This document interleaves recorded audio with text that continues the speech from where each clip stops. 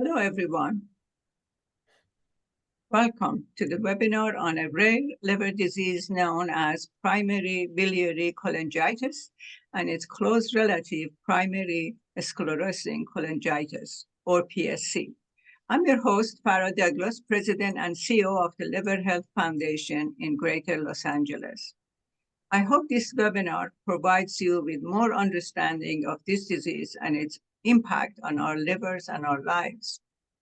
Liver Health Foundation is proud to host these pre-webinars to raise awareness of liver disease and to educate patients. We are a patient advocacy 501c3 nonprofit organization with the mission to support liver patients, their caregivers, and family members. We operate in Los Angeles, Inland Empire, Orange County, San Gabriel Valley, Riverside, Palm Springs, and all neighboring cities and counties. You may not know, but there are 100 different liver diseases. Some of them are known as rare liver disease, or sometimes referred to as orphan diseases. An estimated 300 million people worldwide are living with a rare liver disease. Tonight, our focus is on PBC and PSC. PBC is a genetic liver disease that impacts the bile ducts and can cause scarring of the liver known as cirrhosis, and if untreated, it can require a liver transplant. My understanding is about 90% of PBC patients are female. Tonight, we learn about the reasons for the occurrence of this rare liver disease, its symptoms, stages, and treatments. Dr. Walid Ayub will offer a review of PBC through a PowerPoint presentation at the beginning of the webinar, and then we will embark on a roundtable discussion with Dr. Ayub, Dr. Khan, and Dr. Lee. During the roundtable discussion, our experts will talk about their own experiences in working with PBC, PSC patients, and their research on this disease. If you have any questions, please use Q&A or chat functions and post your questions. Our experts will try to respond to all questions. Now about our disclaimer. Please remember, information given by our experts is not a substitute for advice given by your own physician or healthcare provider. Please remember that. This program has been made possible by an educational grant from Epson Pharmaceuticals. We thank Epson for their support. We are also grateful for the support from Mirum Pharmaceutical and the sponsorship of this program. Their support will help us bring this updated, accurate medical information about liver disease to you with no cost. Now it is my pleasure to introduce Dr. Walid Ayub, who has generously accepted to be the presenter for tonight's program.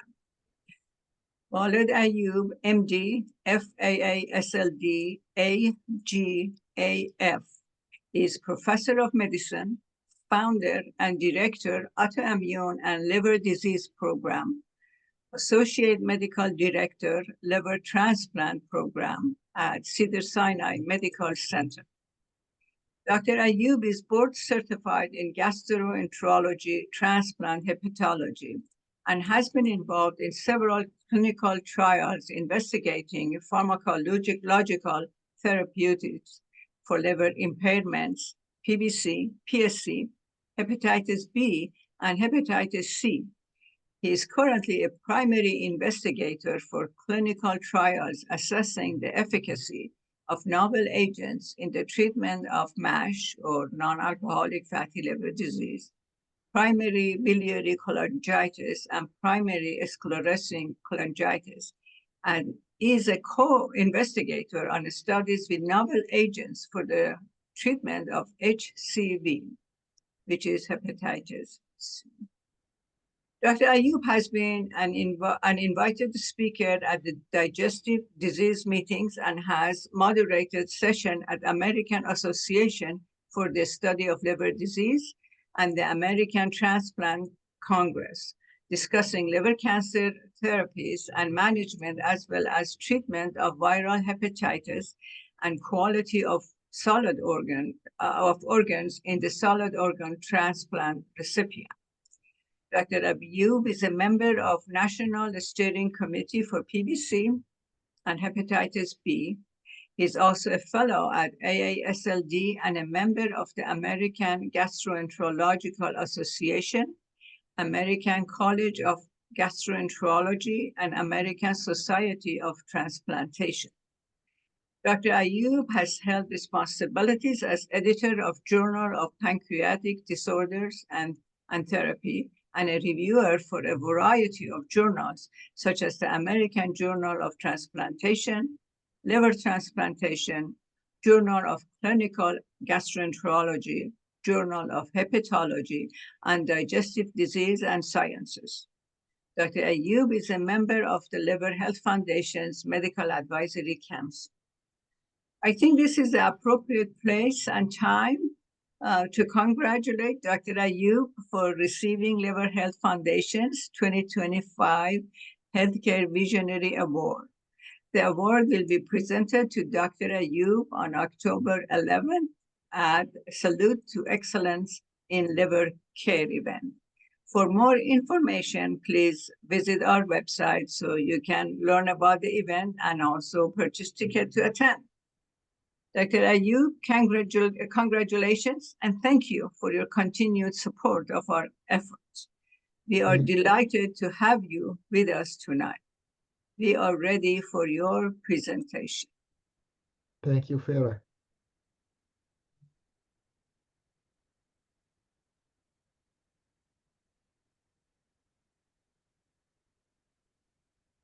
All right, can you see my slide? Yes. All right. So thank you, Farah, for this kind introduction. Tonight, I'll be giving a brief review of two rare diseases dear to my heart, primary biliary cholangitis and primary sclerosing cholangitis. So we will start with primary biliary cholangitis, or PBC. It's a disease characterized as a chronic autoimmune liver disease that target small to medium caliber bile ducts. The bile ducts are the pipes responsible for draining the bile, which is the juice needed to digest food and absorb certain nutrients. We don't understand the exact mechanism of the disease, why it happened, but we understand it's a combination of many factors at play that include genetics, as it affects mainly women. So we believe the X chromosome has a certain characteristics that triggers this disease. There's an interplay with autoimmune cell in the body. We refer to some of them, or they are affected by the MHC. There are many familial factors, genetics involved. Study have showed certain environmental factor could trigger the disease, certain viruses, certain bacteria, chemicals. The immune system is at the center of this interaction. The disease is detected or is suggested by presence of certain autoimmune antibody directed to an organelle necessary for life, transmitted by women to offspring, called the mitochondria. And the result of this autoimmune attack on the bile duct will lead to leaky biles, where the chemical inside the bile will start leaking out into the adjacent liver cell, so will cause inflammation and eventually destruction of the bile duct itself, as well as inflammation and damage to the surrounding liver cell or hepatocyte. And with time, more bile ducts start to vanish, and the disease becomes more severe and advanced. Another way to look at the disease clinically is to characterize it into two stages. The early stage is where the inflammatory or the autoimmune attack on the bile duct is continuing, but the liver still has a capacity to do what it's supposed to do. This is what we call the non-cirrhotic phase. And then once the damage becomes so severe that a good portion of the liver is affected, we move into the cirrhotic phase of PBC. And the complication with a cirrhotic phase are associated by a rise in pressure inside the liver. That's called portal hypertension. And this is where we see severe complication, where people develop varices or big blood vessel in their esophagus or their stomach, put them at risk to bleed. They could develop confusion or encephalopathy, develop water retention in their abdomen or ascites, and develop jaundice or yellow of the skin and eyes. So as Farah mentioned, it's a disease mainly in women. Globally, it is estimated that 1 in 1,000 women over the age of 40 are dealing with PBC.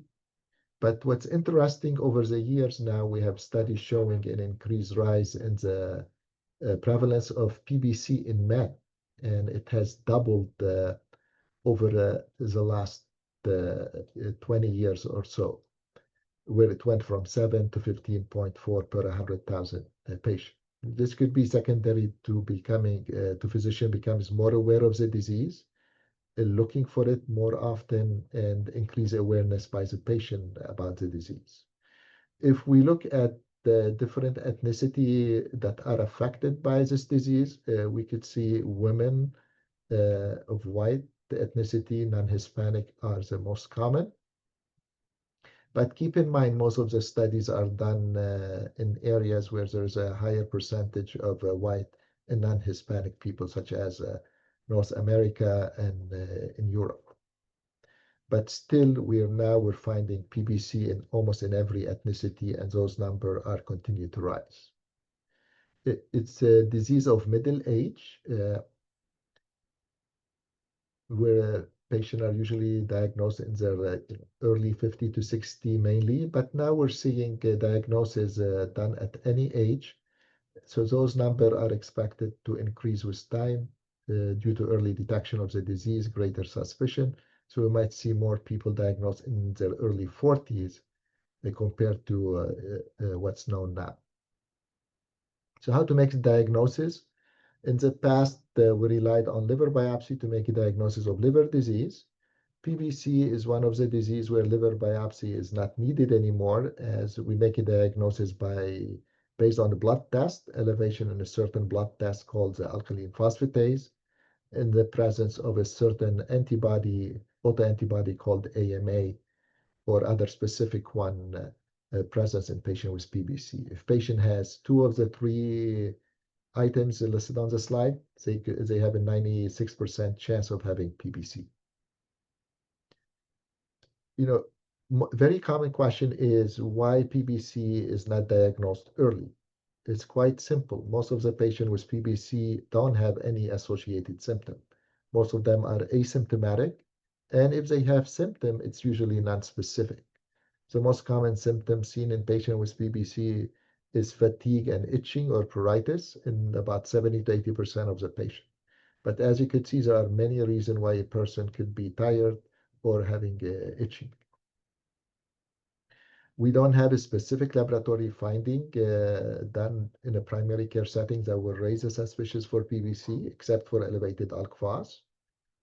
Also, some antibodies, if somebody has a positive autoantibodies, they are non-specific except for the AMA, the one I mentioned in earlier slide.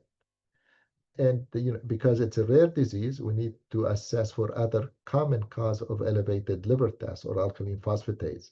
So we look at gallstone disease causing an obstruction in the biliary duct, certain drug that could cause liver side effect or hepatotoxicity, certain disease that affect the liver cause what we call a granuloma, such as sarcoidosis, certain genetic disease, other autoimmune disease, and even fatty liver or muscle could cause elevation in the ALK phos. So as you could see, there are many diseases need to be ruled out in the term of evaluation of patient with elevated alkaline phosphatase before we come to the diagnosis of PBC. It's a disease that slowly progresses with time. And this is one of the studies showed on this slide where they looked at patients who developed who had early stage of PBC, and they followed them over 5 to 10 years, and they found about 46% of them progressed to a more advanced stage within 5 years of making the diagnosis. And people who were started on treatment early had less rate of progression, slower rate of progression, and a lower rate for needing liver transplant if they were diagnosed at a later stage. So if you look at the middle circle, these are the patients where treatment was initiated at an earlier stage of the disease. So you could see only 22% of them progressed to advanced stage when they were followed, compared to 52% in people who were treatment was started at a late stage of the disease. So making diagnosis early and starting treatment early will delay that progression significantly for these patients and could save them a lot of health-related problems. We have tools to gauge how advanced or the status of the disease. We measure the liver scar tissue in the we could do that by either by imaging. We have many tools based on ultrasound or MRIs that could assess the liver damage. We have a blood test that look at different chemical in the blood, and then that will give us an idea how advanced is the liver disease.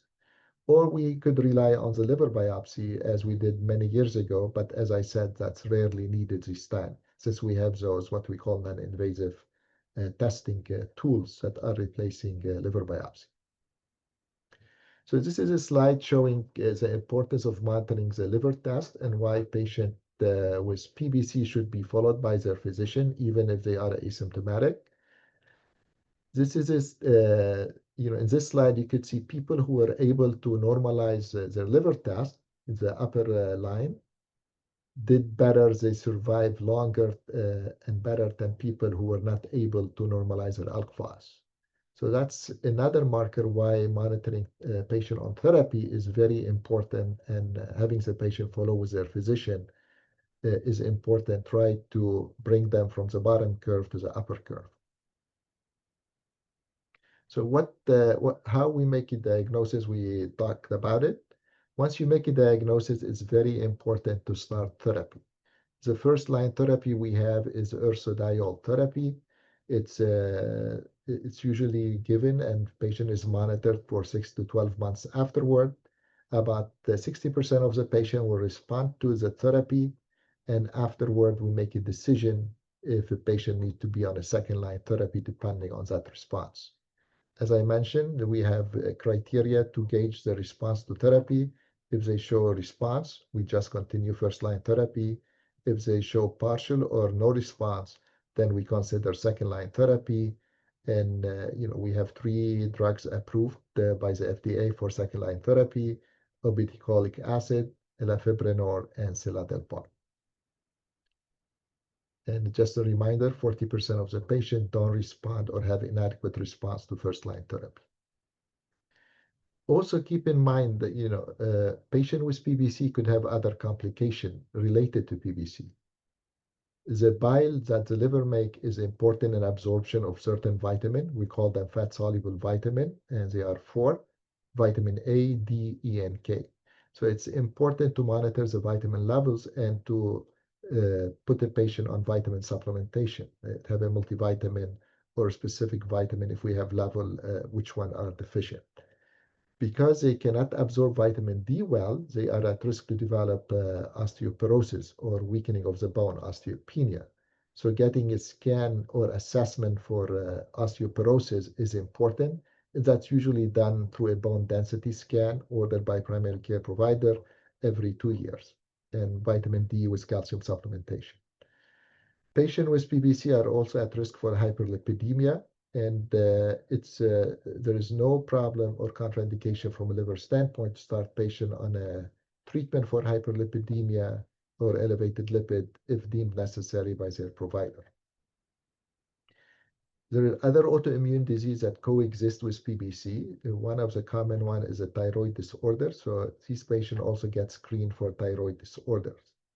And always, as I mentioned, fatigue is a big component, but recent studies have shown actually exercise is an important tool to lessen the severity of the fatigue. Now, moving on to primary sclerosing cholangitis, or PSC.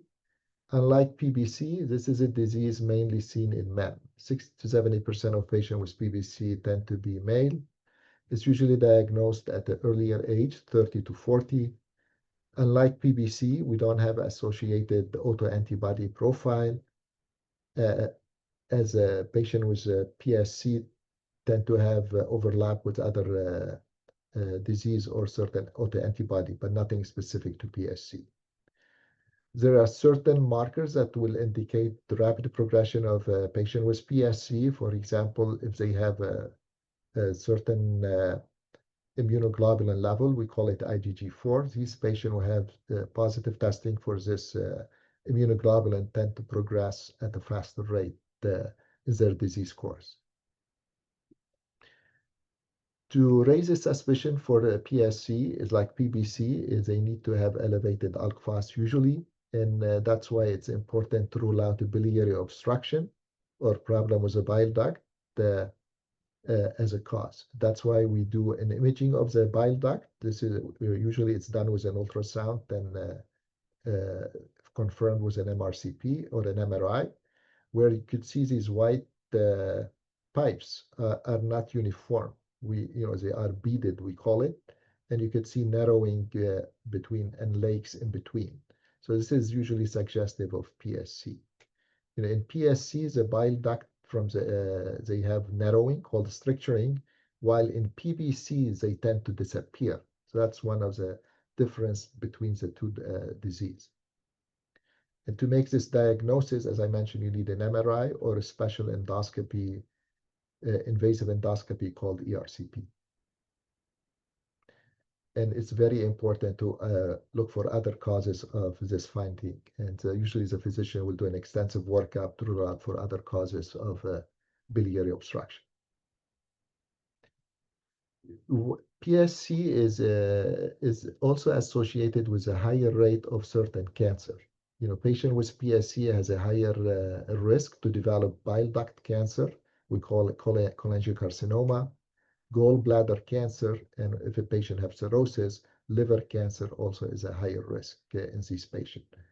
So in clinical practice, patient with PSC usually gets once a year MRI of their liver to look at bile duct cancer, liver cancer, and gallbladder cancer if they still have the gallbladder. The other important part about patient with PSC is if they have what gallbladder polyps inside their gallbladder, the greater than 8 millimeter, usually it's required, it's suggested to have their gallbladder removed to decrease the risk of gallbladder cancer in that setting. Unfortunately, we have no approved therapy for PSC at this time, but we have many drugs in development. These are three different class approaches that target treatment or modulation or changing the course of PSC. Hopefully in the next 5 years, we'll know more about these drugs and we'll hear more. As I alluded earlier with PBC, we have tools to monitor disease progression, whether by ultrasound-based technologies. So we call it VCTE, and the common ones, the most popular one is a FibroScan. But there are other modalities similar to the FibroScans that are currently available in the market. So these are three names I listed, but there are other more. We have an MRI-based techniques to do that. Either elastography or corrected T1 MRI is another one. And this is an example. When we do multiple testing on a patient over the years, we could predict how fast they're going to progress. And we learn from study if the stiffness by ultrasound of the liver is over a certain number, 4.32, we could predict that this patient's going to progress to cirrhosis at a faster rate than per person who does not have that number. So this is quite a good tool to predict the course of a patient. And so this is, by MRI is the first one, the 4.32 cutoff, and 9.6 cutoff is for a FibroScan, VCTE, in patient with PBC. So in summary, both disease, PBC and PSC, are rare disease, but over the last 5 years, They've been getting a lot of attention. We have a new drugs approved for PBC now as a second-line agent. So the future is looking good for patients with PBC. Both of the diseases are associated with increased risk for osteoporosis. So important to have the patient screened for osteoporosis with their physician on a regular basis. For PBC, diagnosis require increased suspicion because it's a rare disease and we have to rule out other disease before making diagnosis. We have a backbone of treatment is a medication called ursodiol. And as I mentioned, we have a 3 approved second-line therapy now. And but the second-line therapy is not the perfect cure for the disease yet. So we still have many long way ahead of us to achieve a cure.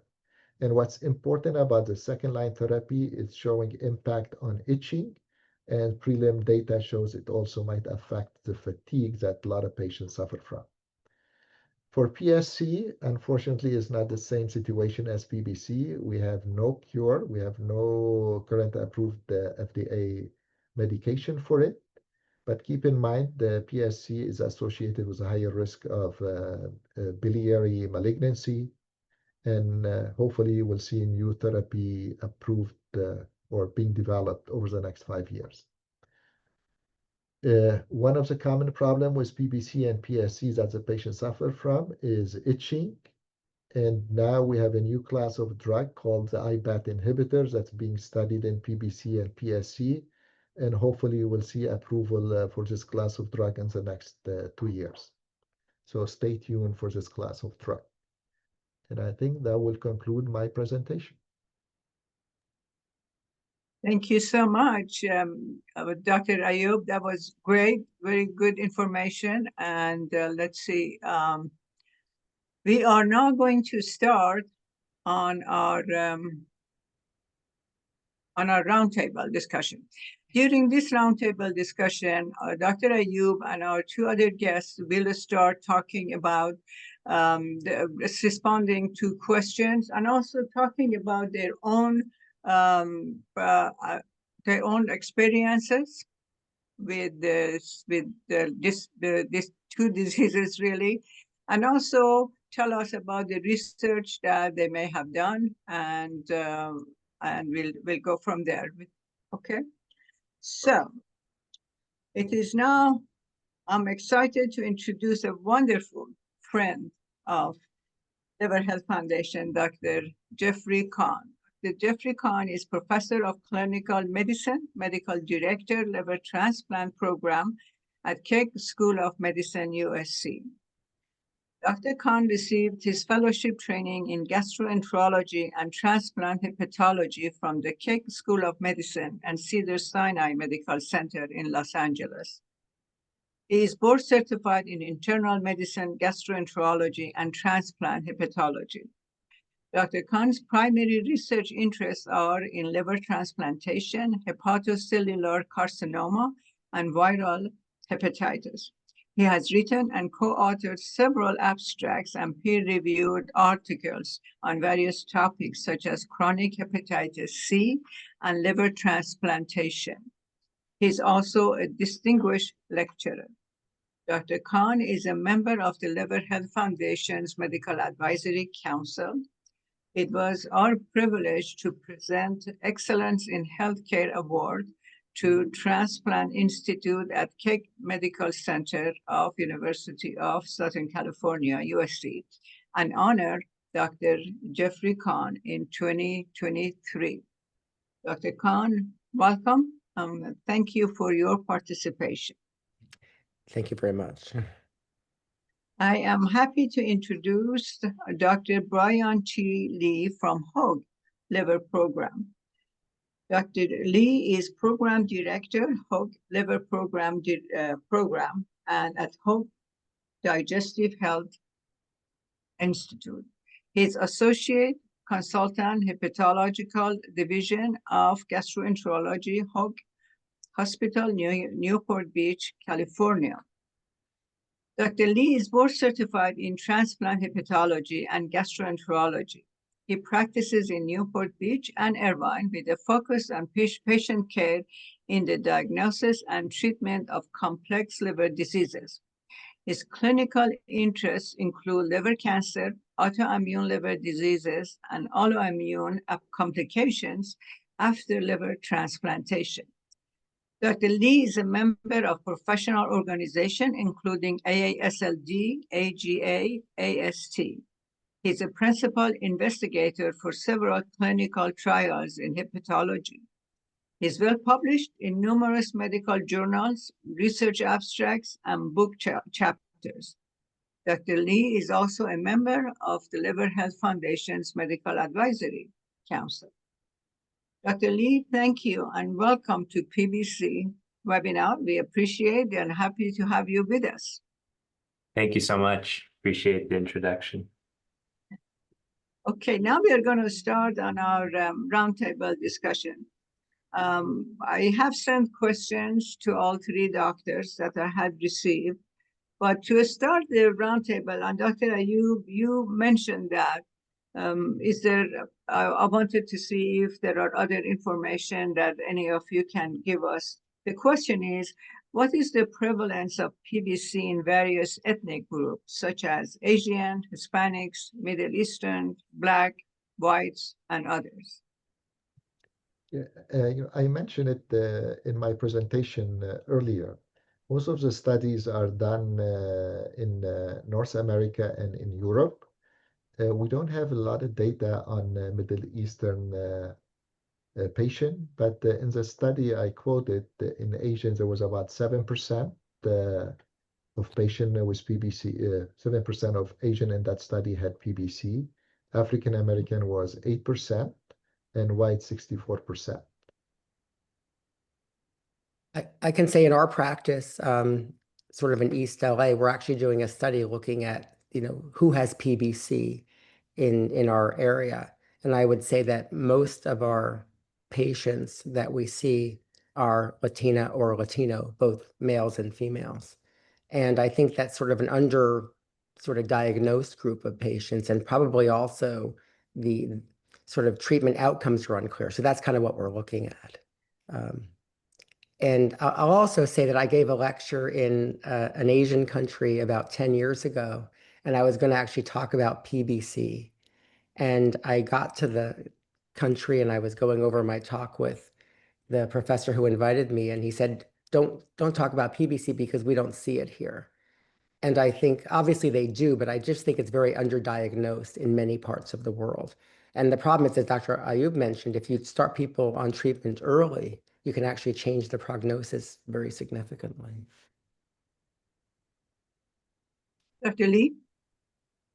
Yeah, I don't have too much to say. I mean, prevalence is really studied, as Dr. Ayub mentioned, in Caucasian cohorts, while sort of ethnic minorities, as Dr. Khan mentioned, very underdiagnosed. We see it a lot actually in parts of Orange County where certain patients don't get assessed, and they often present with much later disease. So, is it mostly because of the lack of access to healthcare, or cultural issues that they don't come forward when they feel ill and try? I think our statistics are probably not quite to the point, because we have patients that don't have access to medical professionals, or for whatever reason choosing not to go to. Am I correct on saying that the numbers can be higher or different? Yeah, I think so. Access to care is a big factor. Not many people can afford medical care, and some people are afraid to being diagnosed with disease. That could be one reason. The other one is PBC is as you said, it's a rare or orphan disease, so it's not on the radar of many clinicians to look for it. So till recently, we've seen over the last 5 years or 10 years a rise in the incidence of prevalence of PBC. So I think that's a big factor. And as Dr. Khan alluded to, we're seeing more Asian now with PBC.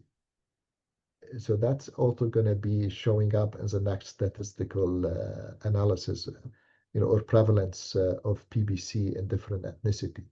But I think the disease is on the rise because one, now we have a treatment for it that we didn't have 5 years ago. We have two new drugs approved for PBC.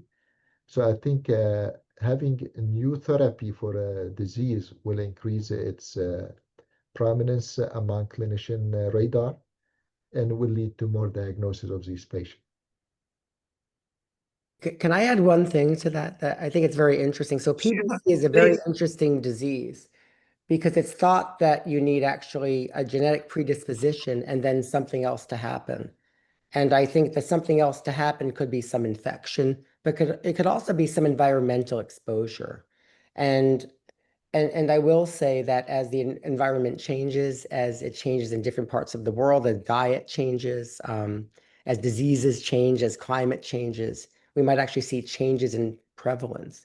So part of it may be like in males, for instance, in some studies now, instead of being sort of, 9-to-1 males to females, maybe about 4 out of 10 are males. But I think they're being diagnosed more partially because people recognize it's not a female disease, it's a disease of people, and males get it as well. So I think it's a combination, but perhaps they're being exposed to something different now, maybe even some medications. So, the drugs that we're taking for various things. So I think it's very complex. It's very interesting. It's also not a disease of children. So it's a disease of adults. And so clearly there's something that happens to somebody who could get it. And some of those people will never get it because they're never exposed to the thing that would sort of bring it out. But we really don't know what causes it, do we? We don't know what causes it, but we do know of all the autoimmune liver diseases, it's by far the most prevalent in first-degree relatives. So it's not uncommon in sisters, in twins, in mothers and daughters. I've had all combinations. I've even had a father and a daughter with PBC. So there's certainly a strong genetic component to it. Right. Yeah, but as you know, it's very important to also to mention the genetic component is a big factor, but it's not the only factor or the main factor for the disease. You need another factor or many other factors for the disease to become visible or to become active. What is the impact of smoking on PBC? Yeah, I think there have been studies sort of in smokers and sort of higher incidence rates, although I think the question was always, is it nicotine versus just everything else that's in a cigarette, given the high association of, as we've been mentioning, really these xenobiotics or these like foreign sort of substances that are in cigarettes, for example, and their association with PBC. So bit unclear which compound is the sort of highly associated risk factor for PBC, but I know smoking has been shown to have some associated risk in certain individuals. Would that be the same with vaping, or vaping is different? Yeah, and again, it comes down to like, is it nicotine versus something else, and then you have vaping, which has many other chemicals, and obviously, given the recent prominence of vaping, it's a bit unclear whether it's highly associated with PBC or not. But I suppose time will tell. In the meantime, it's probably best to avoid smoking anything. Yeah. Anything you put in your body has some sort of impact on your body. So I didn't hear as a part of the symptoms of PBC or PSC, jaundice. So this liver disease does not come with just jaundice that kind of turns, get all red flags up and say, oh, somebody's wrong, something is wrong with that person.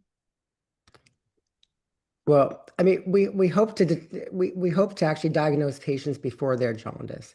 I must say, with both diseases, oftentimes the patients may not have noticeable jaundice, but may have an infection or something else that actually causes jaundice and that actually can get better. But by the time somebody's jaundiced, they've had both diseases for many years, and it would be, in general, we could have diagnosed them much earlier before they're jaundiced. I must say, I mean, most of the patients I see with PBC and PSC nowadays are diagnosed because of patients referred because of abnormal liver tests, and then a smaller proportion that they're asymptomatic, as Dr. Ayub said, and then a smaller proportion that come in because they're quite ill, they're jaundiced, and have symptoms specific to the diseases. So we want to catch them before they have symptoms, because the outcomes we have many more options to treat, and it makes sense that the outcomes are overall better if we can catch somebody early. Yeah, once they develop a jaundice, that means their liver has severe damage by that time. They had the disease for many years. Yeah, and the way Dr. Ayub, you were talking about it, the earlier they're diagnosed, the better chance of having a life after that. So what is the long term of somebody who has PBC or PSC, and if they don't get to the right doctor at the right time, it ends with cirrhosis and possibly liver transplant? Yes. That's why early diagnosis is a key in this disease. We don't have a cure for the disease, but we have medicines that could slow down the progression of the disease.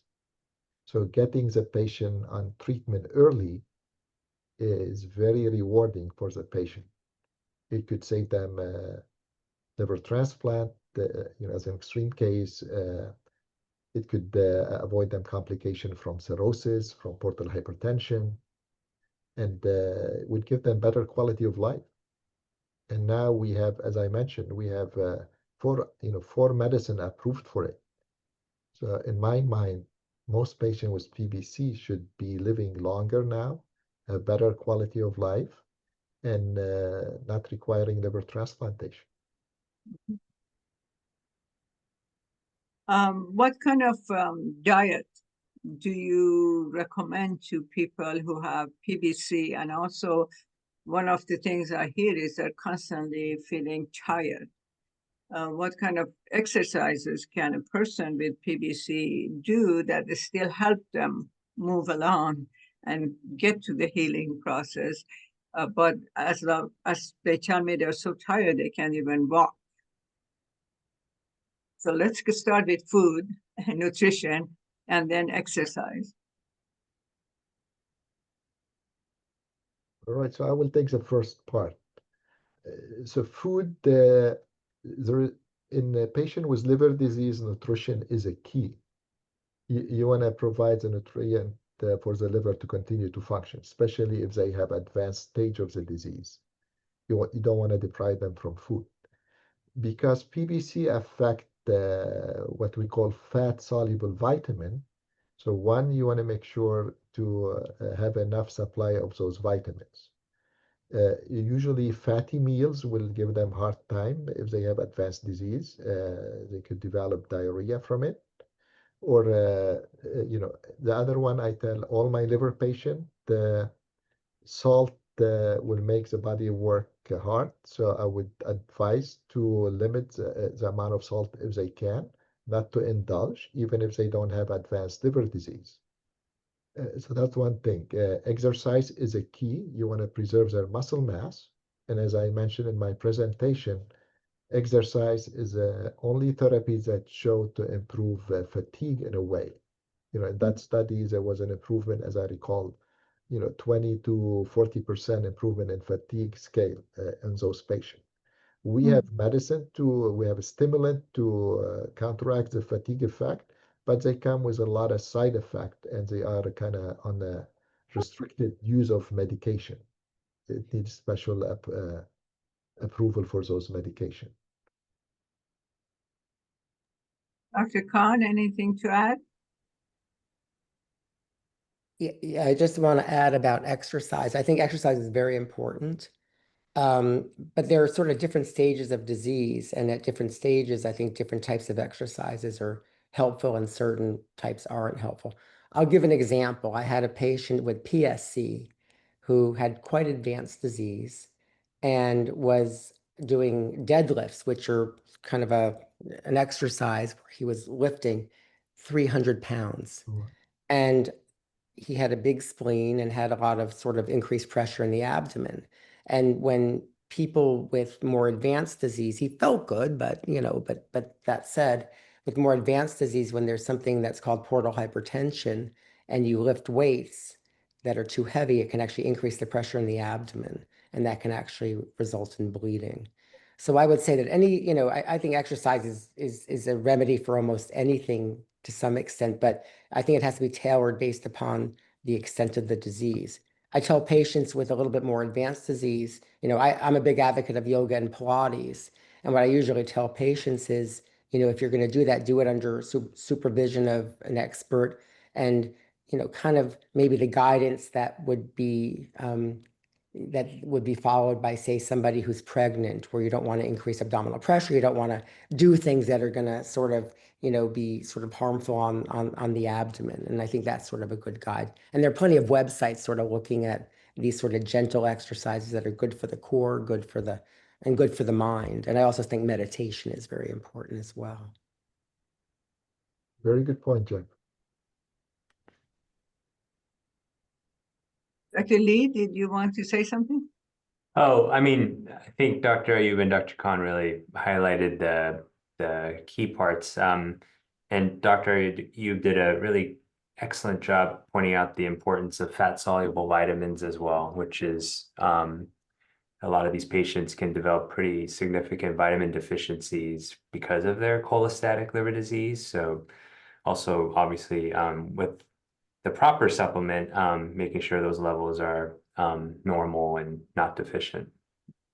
Can I add one thing about that? When I see patients with cholestatic or diseases, which are these diseases like PBC and PSC, I ask them, questions about, sort of their eyesight at night, which may be, if it's diminished, that might be an indication of vitamin A deficiency. One thing that some people recommend for some patients, again, I can't recommend it for specific patients, would be there's the ADEC or the special vitamins that are fat-soluble vitamins like vitamin A, D, E, and K, but they're made in a form that get absorbed better in people that don't absorb fat-soluble vitamins very well. And checking those levels, fairly often. We more and more data on vitamin D, especially that low levels are bad, and there's even some, recent data on vitamin D levels and how we think, even in people without any liver disease. So it's very important to check those things. And he also had mentioned, doing things like bone density scans, because vitamin D deficiency leads to certainly osteoporosis. And many of our patients with PBC are just setups for osteoporosis, even if they didn't have liver disease. And that's much increased with these diseases. So. One more point about the aqueduct vitamin. It's a very good pill, very easy to use, but I learned from my patient, it comes with a hefty price sometimes. It's not cheap to get. So, for me, I tell them, if they have low level of vitamin, just have a multivitamin that have all the vitamin at least. And sometimes they will supplement it with individual vitamin, vitamin A or vitamin D by themselves.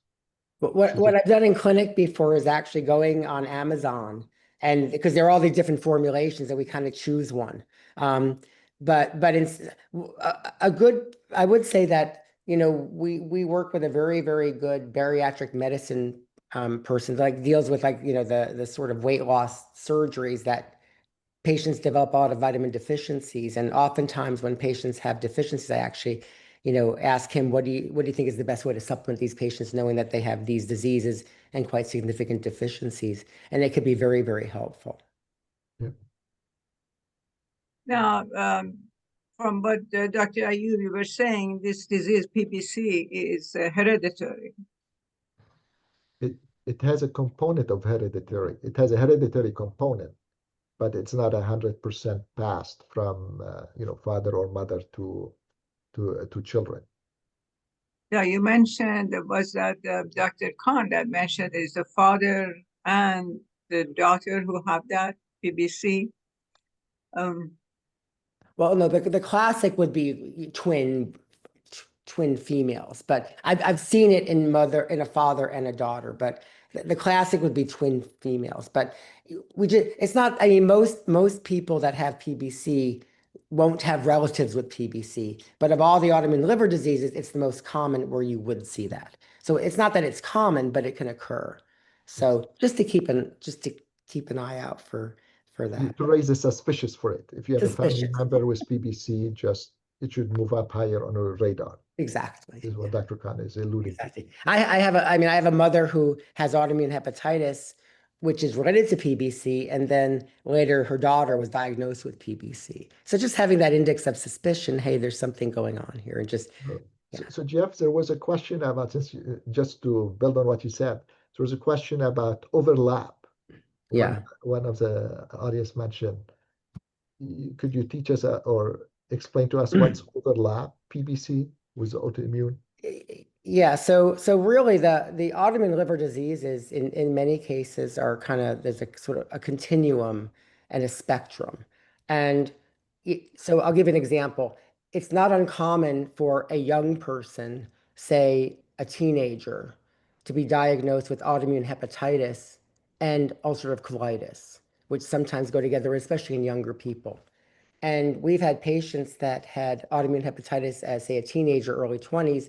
Later, they actually have primary sclerosing cholangitis or PSC with really no autoimmune hepatitis features. So and I've seen it vice versa as well. I have a patient now who was diagnosed with PSC and has more autoimmune hepatitis features. Same thing can happen with PBC and autoimmune hepatitis. You can have both coexisting at the same time. So there are a lot of different diagnostic criteria and different treatments based upon sort of what the diagnosis is. The key is if somebody has, primary biliary cholangitis and something changes in their lab tests that prompt the physician to maybe think there's a transition or a coexisting autoimmune hepatitis there, then that might be investigated and then treated. There are also reports of coexisting primary sclerosing cholangitis and primary biliary cholangitis, so PBC and PSC. That's a tough one because in terms of the biopsies, in some cases they can look a little bit similar, and on the MRCP or ERCP that Dr. Ayub mentioned, you would only see that generally in somebody with primary sclerosing cholangitis. But the bottom line is these are diseases that can, in some cases, coexist. The treatment might be different, and we just need to keep that in mind. And it's really important because if somebody has PBC with autoimmune features, autoimmune hepatitis features, we would treat that differently than PBC alone and vice versa. So just keeping that in mind. But very interesting diseases, and we don't know why these triggers occur that makes the switch. So.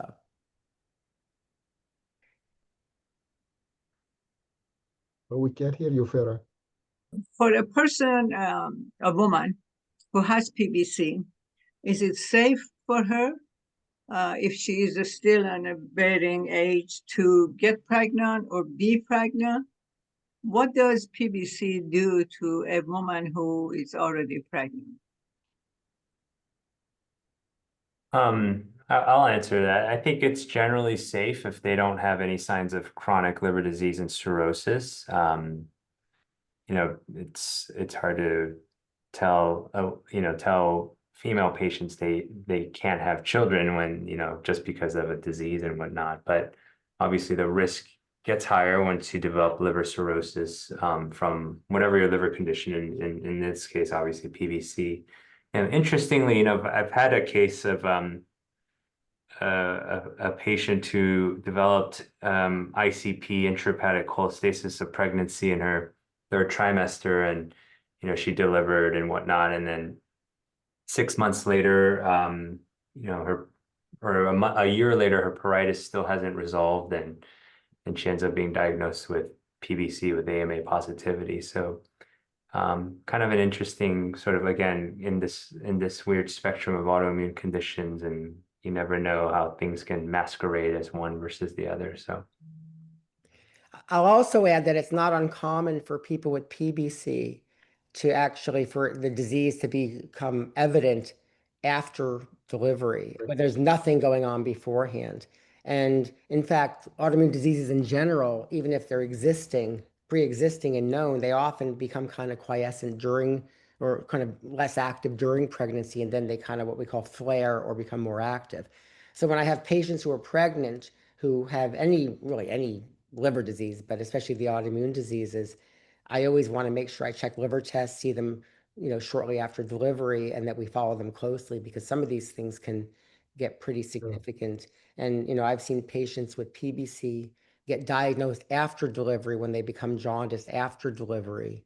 And as Dr. Lee mentioned, a lot of times there was some evidence during later pregnancy with itching and, perhaps it was, they were prone to this intrahepatic cholestasis of pregnancy. And I actually have a patient who had who's not on here, I see, but she had documented PBC and then developed pruritus late in pregnancy. The liver test went up in a way that we were very suspicious of intrahepatic cholestasis of pregnancy. And the reason it's important is these cholestatic diseases, even if they don't have other things going on at the end of pregnancy, what's called the bile acids, which are something that's in the bloodstream that can go up during pregnancy, especially later, and the obstetrician and the hepatologist may need to, talk to the patient and make a determination about what's the best time to deliver the baby because it could have some impact. So anybody with these diseases should really be under the care of an obstetrician who's very involved and also their hepatologist, and they need to be talking to each other. Mm-hmm. So one more observation just to add on what Dr. Lee and Dr. Khan mentioned. Patient with PBC in many study, they deliver earlier than expected. So that also to keep in mind. And if they develop itching, the itching tend to be more severe than commonly seen with pregnancy. And that most of these patients, as mentioned, either they had PBC before PBC undiagnosed, or they stopped their medication. So it's important for the patient with PBC to stay on their medicine during pregnancy too, so to avoid these complications. Because one of the benefit of the therapy for PBC is the ursodiol, it will lower the bile acid that Dr. Khan mentioned during pregnancy. Last question. Do we know why women are more prone to have PBC than guys?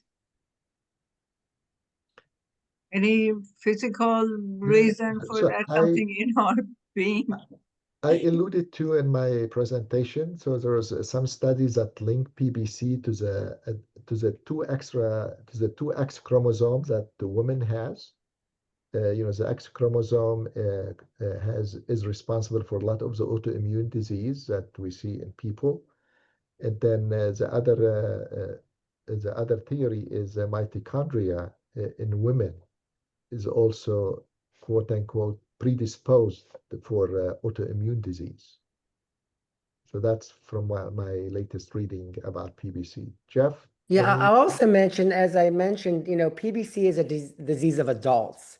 And you have to wonder then, is it a disease of a higher estrogen state? And hormonal changes, which may be part of the reason why during pregnancy things change and then they change after delivery. And I must say, my experience has been younger people with PBC tend to often have more progressive disease than older people. And I have a whole cohort of patients in their 70s, 80s, and 90s diagnosed with PBC. And you have to wonder, they've been postmenopausal for many years, and maybe that sort of estrogen affects, maybe not only sort of onset, but maybe also progression in some way. Because the classic patient is sort of middle-aged, and most of the patients that we classically had talked about were people that were premenopausal, but I have a lot of older patients that they were just diagnosed because of some lab test abnormality. Some of them even have very quiescent or quiet cirrhosis that nobody diagnosed. And one of my colleagues just texted me the other day. One of our recent fellow graduates said he just diagnosed a 99-year-old person with PBC. Wow. So I think hormonal is important, genetics, environmental. They used to talk about urinary tract infections being a predisposing second, quote, hit with genetics, and urinary tract infections are more common in females than males. So lots of stuff. So unclear, but I do think the XX issue is certainly, not certainly, probably part of it. So. Dr. Lee, did you want to add something? Oh, I mean, I've read mostly about sort of, they call it like X-linked mosaicism, where you have, you know, different expressions from your paternal X and the maternal X, but when you have a skewed distribution, that's when you start to see these autoimmune conditions, like Dr. Ayub was mentioning, in general. And I would say PBC is no different when it comes to that manifestation. So. Well, thank you. This was a great roundtable and a great educational webinar. I know I learned a lot, and I know that people will learn a lot too. As you know, we record these webinars and we send the link to our subscribers and also place it on our YouTube and our social media. I want the audience to know that our presenters are participating in these educational webinars because they care deeply about liver patients, about you. They use their own personal family time to come here and share their expertise and their information with you. So my personal heartfelt appreciation to our doctors for their kindness and compassion and for accepting my invitations. So this is about the end of our program. I want to thank Dr. Ayub for your meaningful presentation. We are grateful for your support tonight. Thank you, Dr. Khan, for your continued support of our educational webinars. We appreciate your kindness. And thank you, Dr. Lee, for your participation. We hope to continue working with you and HOG Liver program as we move forward. Thank you, Epson, for your dedication to liver patients' education, and thank you, Miriam, for your support of our educational webinars. Now, a couple of advertising for the Liver Health Foundation. Please join us on September 20th for Walk for Your Liver Los Angeles in Santa Monica. This is our annual walk in support of liver patients, their caregivers, and families. During the walk, we will feature many liver patients that they will come on the podium and share their stories, their liver journeys with us and with all of you. Refreshments will be available for all. Children are welcome to enjoy face painting, music, balloons, and a whole bunch of stuff. You can go to our website, register, or use this QR code and register. Now, on October 26th, we are doing something that is brand new to us. We are doing a liver health screening and Walk for Your Liver Pasadena actually in Victory Park in Pasadena. We are doing this event because the San Gabriel Valley, where Pasadena is home to the largest immigrant communities. So all the speeches will be in English, Spanish, Chinese, and hopefully Vietnamese. We are looking for somebody who can speak Vietnamese for us at that event. During the event, we will have free non-invasive liver screening to anyone who volunteers to do that. We have privacy tents, so nobody will know the result. The result will be given to the patients themselves with the list of the doctors as for access to healthcare. As usual, the walk includes music, dancing, breakfast, everything that you want to have on your Saturday, or actually that one is on Sunday. We will have it for you. Liver Health Foundation is on all social media sites. We announce our events on our social media. Please visit us. Thank you for joining us for this important webinar. We hope to see you at the Walk for Your Liver Los Angeles on September 20th and Liver Health Screening and Walk for Your Liver Pasadena on October 26th. Until then, happy and safe Halloween to you and your families. Be well, take care, and thank you. Thank you. Thank you. Thank you.